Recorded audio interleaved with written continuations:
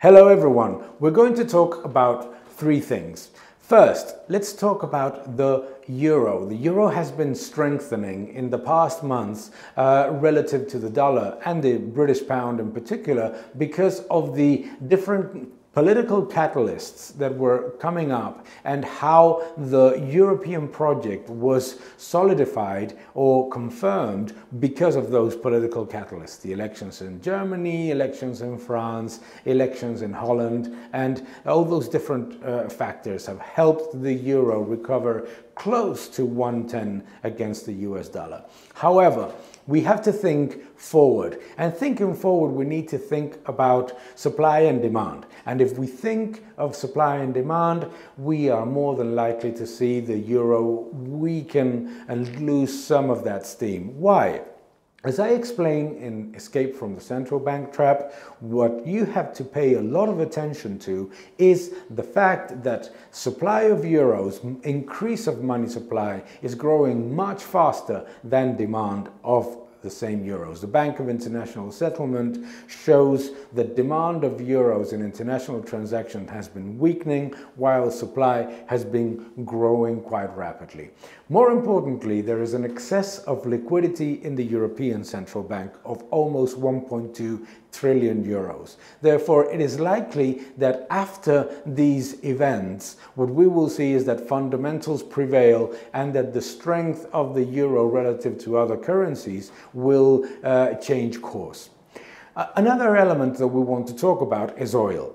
Everybody is talking about the possible OPEC cuts and the new cuts that they are talking about in the media. However, the fundamentals again are more important.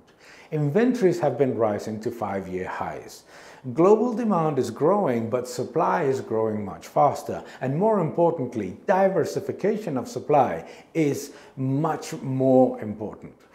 This is a very relevant factor because if you think about it, the geopolitical premium that we attach to oil prices falls because of diversification. And as the US increases production, it partially offsets some of the cuts of the OPEC producers. So let's pay attention to fundamentals. The market is extremely well supplied. I would be quite cautious on betting on a strengthening of oil prices into the future.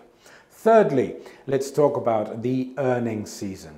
When we think about multiples and the stock market, we are seeing that stock markets all over the world are quite exuberant and that the multiples are rising. But as we are seeing, this earnings season is justifying some of those multiples. Why? Because not only we are seeing a better earnings season where consensus estimates have had to go up, but guidance is much stronger.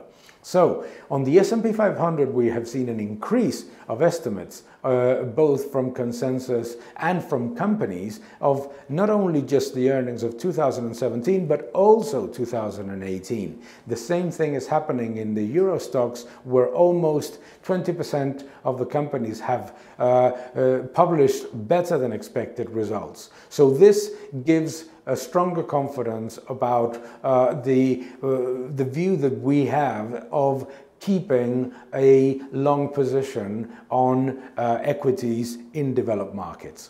Thank you very much.